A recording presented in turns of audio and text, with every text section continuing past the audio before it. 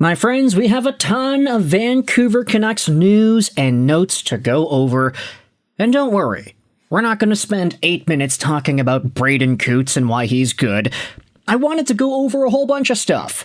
From rumblings as to whether or not this current management regime is going to stick around, to some potential trade options and whom it is the Vancouver Canucks are apparently expressing a ton of interest in, as well as, of course, Mr. Braeden Cootes, who started out the year with Vancouver, but got sent down shortly after. Now, I wanted to leave Cootes stuff till the end and want to talk about the more important piece of news at the start of this video, because yesterday afternoon you had the Moj, Bob Marjanovic, absolute legend in this industry, going out there with his latest column for Black Press, including some Canuck news.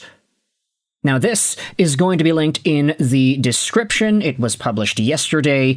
The Moj going out there with 6 buzzworthy sports stories as 2025 comes to a close in BC. Now, there are a number of things that are over here that I thought were interesting. Brendan Dillon, who happens to be from Surrey, playing 1,000 games. Michael Bublé, the Lions, Whitecaps. But I wanted to talk about the first point here. The Canucks limp home. After only picking up 3 points out of a possible 8 on their recent road trip, the Canucks woke up on Wednesday morning with 23 points. That puts them 30th in the overall standings, with only Nashville and Calgary below them with 22 points each. Spoiler alert, Moj, Lego from the future telling you here that Vancouver is now officially last place in the National Hockey League. Let's go, baby. It's been a tough go, but if you go back to read the 10 burning questions we had for the team at the start of the season, you can see that probably 7 of them have been answered negatively. Now comes a 4-game homestand that starts with Utah on Friday, with subsequent visits from Minnesota, Detroit, and Buffalo. After that, it's a 5-game Eastern swing, which by the end could see Canucks fans logging on to tankathon.com to pass the time. Oh, don't worry. Canucks fans are already doing that. Gavin McKenna is the prize. Come on down. The Moj then writes, I'm hearing that if this slide continues, you could see some changes within the team's management group after Christmas.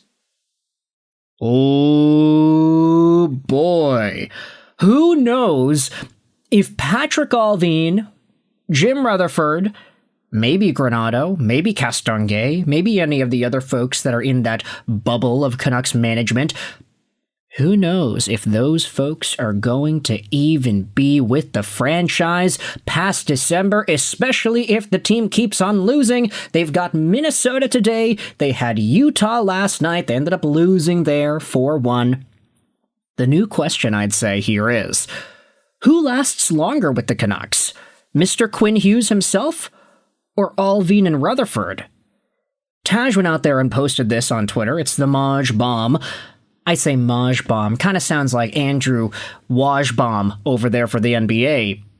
I'm hearing if the slide continues, you could see some changes within the team's management group after Christmas.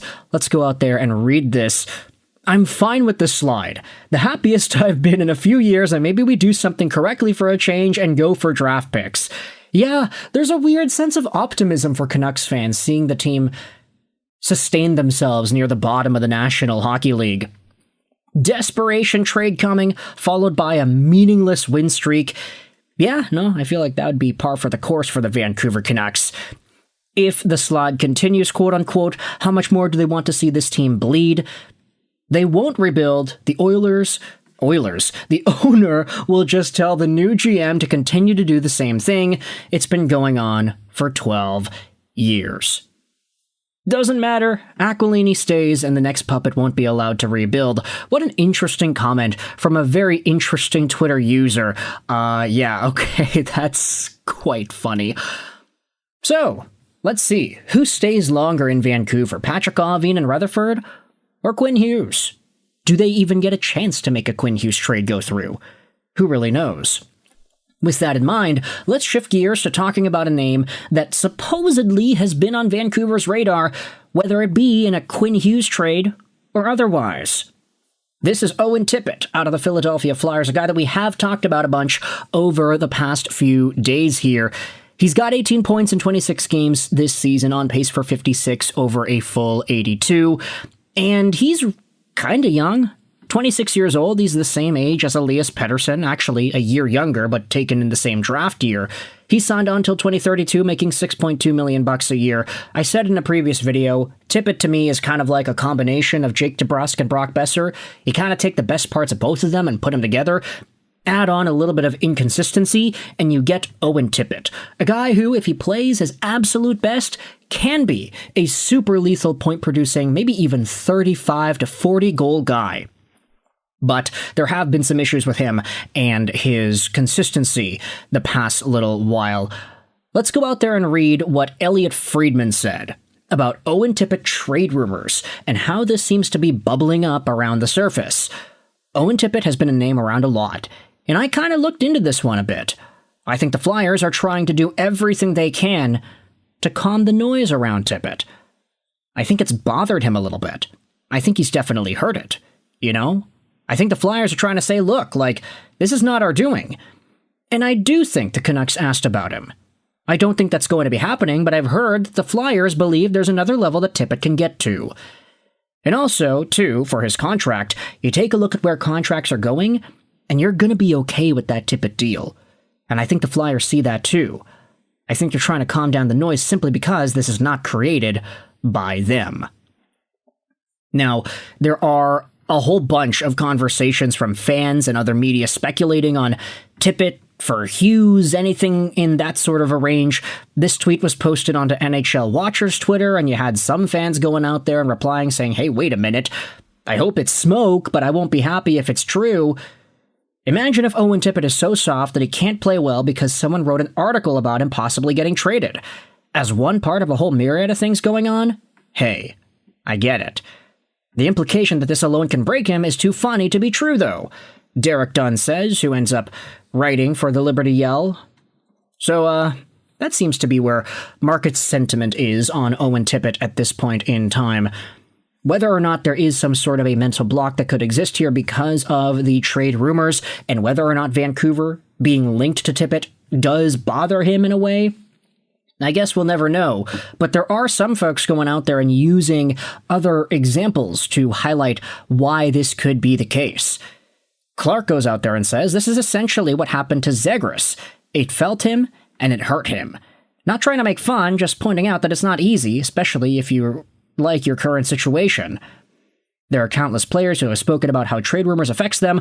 All of them have said they try to block it out, but at the end of the day, it kind of sucks. Probably not true. It's saying to other teams he'd be a 40-goal place player if he wasn't so nervous about getting traded somewhere. So, yeah, if he's a 40-goal guy, I wouldn't mind one of those in Vancouver, just saying. Speaking about guys, I could come over to Vancouver, though. Let's shift gears and talk about Braeden Cootes to end off this video. Some positivity out there before the Canucks play the Wild later today. Because Braeden Cootes, at the time of recording this audio, is at 22 points in 15 Seattle Thunderbirds games. He is on pace for an 86-point year in 59 games played, which is quite remarkable when you consider the fact that Cootes didn't really get off to the hottest of starts. He only had 1 point with a game in his first 3 games with the WHL Seattle Thunderbirds this year. But ever since that opening few games where he didn't get too many points, he has gone out there with 16 points in his last 10 games and 7 points in his last 5, including a 2-goal, 4-assist night against the Vancouver Giants on November 8th. Braeden Cootes has been potting in multiple points throughout multiple games. He is on pace for an 80-plus point season, despite the fact that he missed the first chunk of the year being in the NHL, all at the ripe old age of 18 years old. Man, oh man, is Braeden Cootes looking good.